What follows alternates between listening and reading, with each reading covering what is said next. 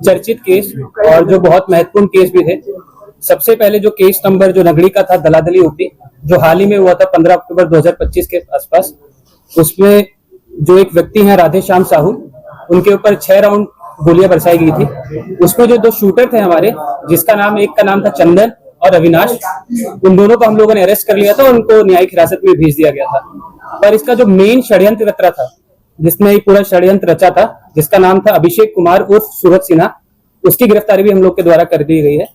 और दूसरा केस जो कि कांके थाना का था, जिसमें अनिल टाइगर की हत्या कर दी गई थी, जो कि 26 मार्च 2025 को हुआ था, उसमें भी जो 2 महत्वपूर्ण शूटर थे, जिसका नाम अमन और रोहित था, उनको भी हमने अरेस्ट कर लिया था और न्यायिक हिरासत में भेज दिया गया था। इस केस में भी जो मेन कॉन्स्पिरेटर था या फिर षड्यंत्रकर्ता था, वो व्यक्ति था आपका अभिषेक कुमार उर्फ सूरज सिन्हा। तो आप लोग इस केस के बारे में बताते चलते हैं। सबसे पहले जो अनिल टाइगर का जो केस हुआ था, जिसमें उनकी हत्या कर दी गई थी, तो उसमें जो मेन आदमी था वह सूरज सिन्हा था। जमीन संबंधी विवाद था। उस विवाद में सूरज सिन्हा को कॉन्ट्रैक्चुअल किलिंग के लिए एक सुपारी मिली थी, जिसमें उसे अनिल टाइगर की हत्या करनी थी। उसे टोटल 5 लाख रुपए दिए गए थे इस काम को करने के लिए, और उस 5 लाख की बदौलत उसने 2 लड़कों को हायर किया, जिसका नाम था, एक का नाम था अमन और दूसरे का नाम था रोहित, जिससे उसने गोलियां चलवाई। और उस समय अनफॉर्चुनेटली अनिल टाइगर की उसी समय मृत्यु हो गई थी। और दूसरा केस है आपका राधेश्याम साहू, जो हाल ही में हुआ था 15 अक्टूबर 2025 में। इसमें भी इसने कॉन्ट्रैक्चुअल किलिंग वाला काम लिया था, और इसमें टोटल जो सुपारी इसके द्वारा मांगी गई थी वो 20 लाख रुपए की थी। ये अगेन जमीन संबंधी बात था। इसमें और क्या क्या डिटेल्स हैं, उस पर हम लोग बाद में जानकारी आप लोग के साथ साझा करेंगे जब इसे पुलिस रिमांड पे लाया जाएगा। इसमें भी इसने 2 लड़कों को हायर किया था। एक का नाम था चंदन, दूसरे का नाम था अविनाश। इन दोनों को भी हम लोग अरेस्ट कर चुके हैं और इन्हें भी कहते हैं न्यायिक हिरासत में भेज चुके हैं। 22 साल की उम्र में इसने एक अपना सबसे पहला हत्या किया था। उसके बाद जितने भी आर्म्स एक्ट के केसेस हैं और हत्या के केसेस हैं, उन सब में इसकी संलिप्तता रही है। तो एक तरह से देखा जाए तो 3 ऐसे केसेस हैं जिसमें इसने हत्या का कहीं ना कहीं पे जिम्मा लिया है, कहीं पे ये रैकी करता था, कई ऐसे कारण है जहां पे इसने खुद गोली चलाई है। तो इसका पकड़ाया जाना रांची पुलिस के लिए काफी समय से सरदर्द बना हुआ था। और आप लोग को बताते भी चलें कि इसने ओपन चैलेंज किया था, जो कि हमें काफी माध्यम से पता चला था कि रांची पुलिस हमको पकड़ के दिखाए। और इस क्योंकि काफी गंभीर मामला था, तो इसको देखते हुए वरीय पुलिस अधीक्षक महोदय द्वारा तकरीबन 5 या 6 महीने से इसको लेके हम लोग 3 या 4 स्टेट्स में छापेमारी कर रहे थे। वेस्ट बंगाल हो गया, यूपी हो गया, बिहार हो गया, उड़ीसा हो गया। तो इसके बारे में हमें जानकारी कहीं ना कहीं पे कुछ ना कुछ मिलती रहती थी। हाल ही में एक जानकारी हमें पता चली कि ये वेस्ट बंगाल में कलकत्ता के आसपास कहीं पे रह रहा है, और इसने अपना नाम बदल लिया था।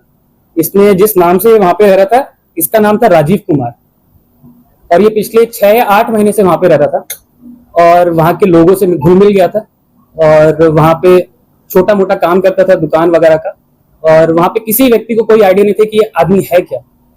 और इसकी सूचना वरीय पुलिस अधीक्षक महोदय को मिली थी गोपनीय रूप से, किसी माध्यम से। उसी टाइम पे जो हमारी कलकत्ता के आसपास ऑलरेडी टीम थी जो छापामारी वहां पे कर रही थी, वह वहां पर पहुंची और पूछताछ के लिए फिर इसे हिरासत में लिया गया हम लोग के द्वारा।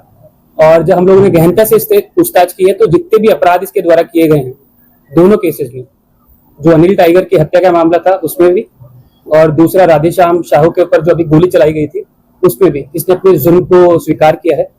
इतना कॉन्फिडेंट रहता था ये कि हमको पुलिस नहीं पकड़ सकती है।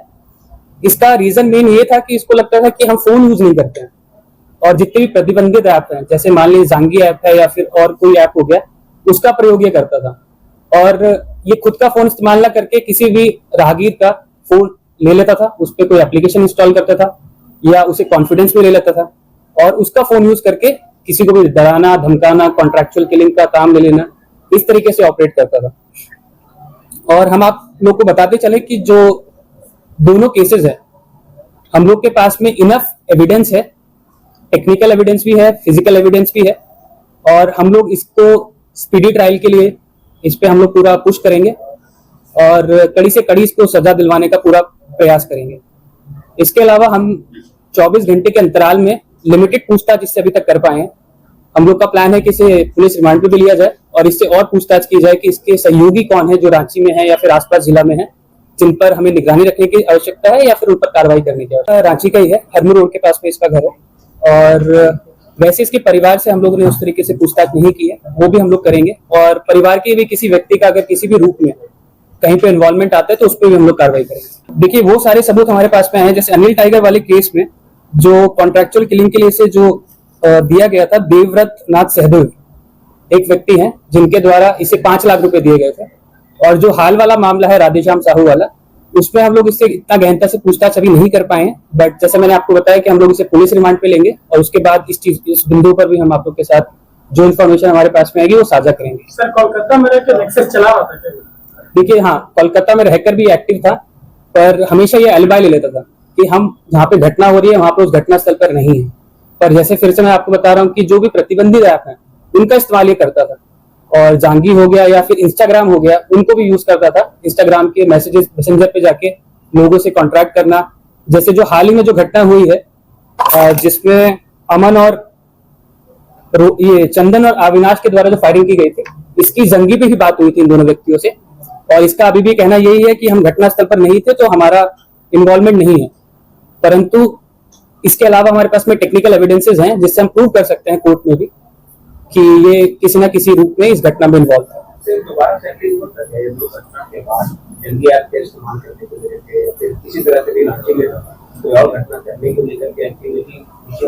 देखिए, अभी तक जितना हम लोग टेक्निकली थोड़ा एग्जामिन कर पाए हैं उसमें डेफिनेटली इसका कहीं ना कहीं पे इन्वॉल्वमेंट है।